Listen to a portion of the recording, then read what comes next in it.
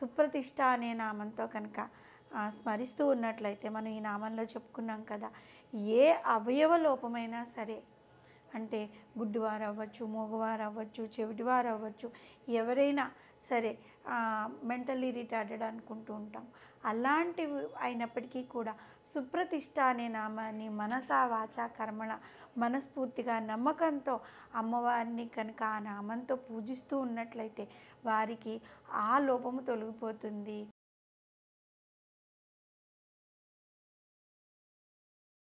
శ్రీమాత్రే నమః.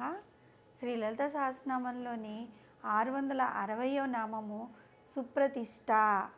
ఈ నామానికి అర్థం ఏంటి అంటే శోభనమైన ప్రతిష్ట కలిగినది అని అర్థం వస్తుంది. అంటే చక్కగా ప్రతిష్ఠింపబడినది అని అర్థం వస్తుంది.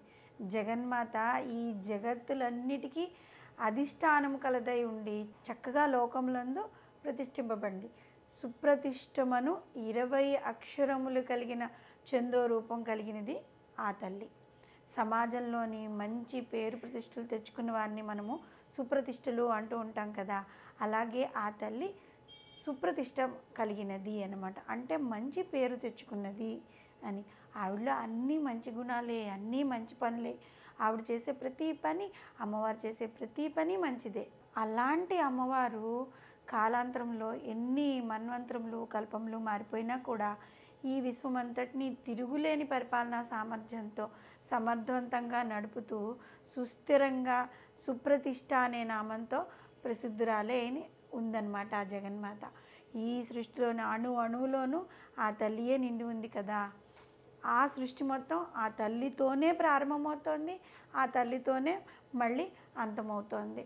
అంటే ఆ తల్లి ఈ మొత్తం సృష్టిని సృష్టిస్తోంది, తర్వాత మొత్తాన్ని తనలోనే లయం చేసుకుంటుంది.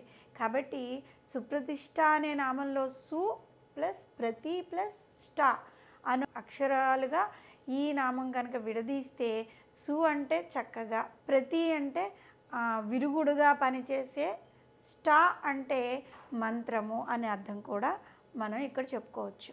ఎవరైనా చెడు బుద్ధితో లేదా చెడు ఉద్దేశంతో మన శరీరంలోని అంగాలను బంధించే ప్రయోగం చేస్తే సుప్రతిష్ఠ అనే మంత్రాన్ని జపించడం ద్వారా ఆ బంధాన్ని తీసివేయచ్చు అన్నమాట.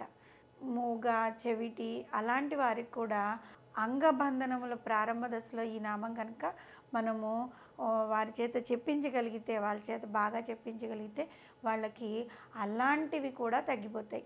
పరబ్రహ్మ స్వరూపమైన పరమాత్మ ఈ జగత్తు మొత్తానికి సుప్రతిష్ఠుడై ఆధారభూతుడై ఉంటూ ఉంటాడు.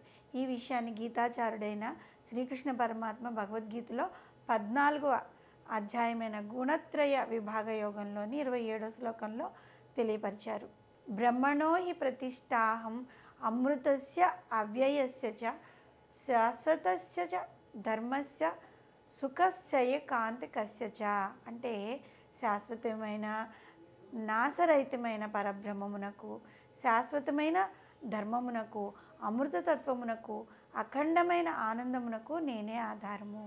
జగదీశ్వరి లలితా త్రిపుర సుందరి కూడా సకల దేవతల్లో శ్రేష్ఠురాలు కదా. భక్తులకు వరప్రదాయిని, దేవతలందరికీ ఈశ్వరి. ఈ సమస్త విశ్వాన్ని అవిచ్ఛిన్నంగా పరిపాలిస్తున్న శ్రీమత్ సింహాసనేశ్వరి కావటంతో వసన్యాది వాగ్దేవతల అమ్మవారిని సుప్రతిష్ఠ అనే నామంతో కీర్తించారు. వేదములు సుప్రతిష్ఠ అనే నామానికి జగతికి చక్కని అధిష్టానముగా ఉన్నది అని అర్థాన్ని కూడా చెప్పాయన్నమాట. ఈ జగత్తులో ఆ తల్లి తప్ప మరెవ్వరూ సుప్రతిష్ఠులు లేరు. సమస్త విశ్వము అధిష్టాన పీఠమైన ఆ తల్లిని ఆధారంగా చేసుకునే కనుక కదా మనగలుగుతోంది. ఆ అధిష్టాన పీఠం లేకుండా ఈ విశ్వము అసలు ఉనికే ఉండదు. ఎలా ఉండగలుగుతుంది అమ్మవారు లేకుండా? అఖిలాండ కోటి బ్రహ్మాండ నాయిక, సకల ప్రాణుల యొక్క ఉత్పత్తి, స్థితి, లయములను నిర్ణయించే శక్తిగా అన్ని సంకల్పములు తనయందే స్థిరమై ఉన్న ఆదిపరాశక్తి అయిన ఆ జగన్మాత లలితా త్రిపుర సుందరిని సుప్రతిష్ఠ అనే నామంతో మనమందరం పూజిద్దాం. సత్యస్వరూపము, సర్వశక్తి మంత్రాలైన దేవత, పరబ్రహ్మ స్వరూపము, సాత్విక, రాజసిక, తామసిక గుణాలు మూడూ కలిసిన త్రిగుణాత్మకమైన రూపము కలది కాబట్టి దివ్యమైన స్వచ్ఛమైన శాశ్వతమైన చైతన్యము ఆదిమశక్తి తానే కావటం మూలాన ఇతర దేవతలకు కూడా తనే మూలము, అఖండ సత్యము సంపూర్ణమైనది కాబట్టి ఈ సమస్త విశ్వాన్ని నడిపించే ఒక దివ్యశక్తి, నిత్య అపరిమిత శక్తి, యావత్ సృష్టి యొక్క పుట్టుకకి వినాశకానికి కారణమైన క్రియాత్మక అదృశ్య శక్తి అయిన సుప్రతిష్ఠ అని వసన్యాది వాగ్దేవతల చేత అమ్మవారు కీర్తింపబడుతూ ఉన్నారు.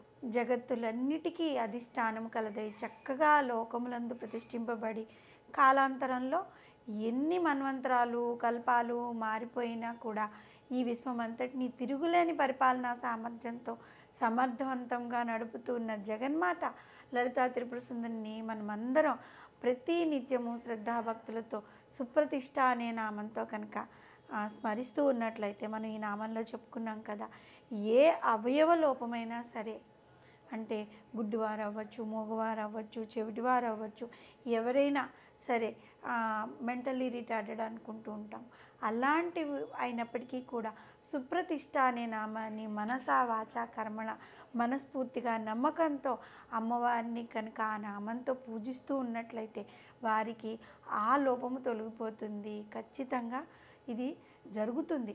ఎందుకంటే అమ్మవారు ఈ సృష్టి మొత్తాన్ని సృష్టించిన వారు కాబట్టి సుప్రతిష్ఠ అంటే మంచి ప్రతిష్ట కలిగినది కాబట్టి అమ్మవారు వాటిని అంటే ఆ లోపాలని తొలగించేస్తుంది.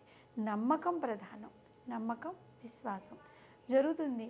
మనం చేసుకున్న కర్మలను బట్టి మనకి లోటుపాట్లు అన్నవి వస్తూ ఉంటాయి. అందరికీ అన్నీ ఉండాలని ఎక్కడా లేదు కదా. మనం చేసుకున్న ముందు నామాల్లో మనం చెప్పుకున్నట్లుగానే మనం చేసుకున్న కర్మలను బట్టి వారికి ఆ లోపాలు వస్తూ ఉంటాయి. వాటిని అమ్మ మమ్మల్ని క్షమించు అని చెప్పి పశ్చాత్తాప బుద్ధితో అమ్మవారిని కనుక వేడుకుంటే తప్పకుండా ఆ లోపాలు పోతాయి. శ్రీమాత్రే నమః.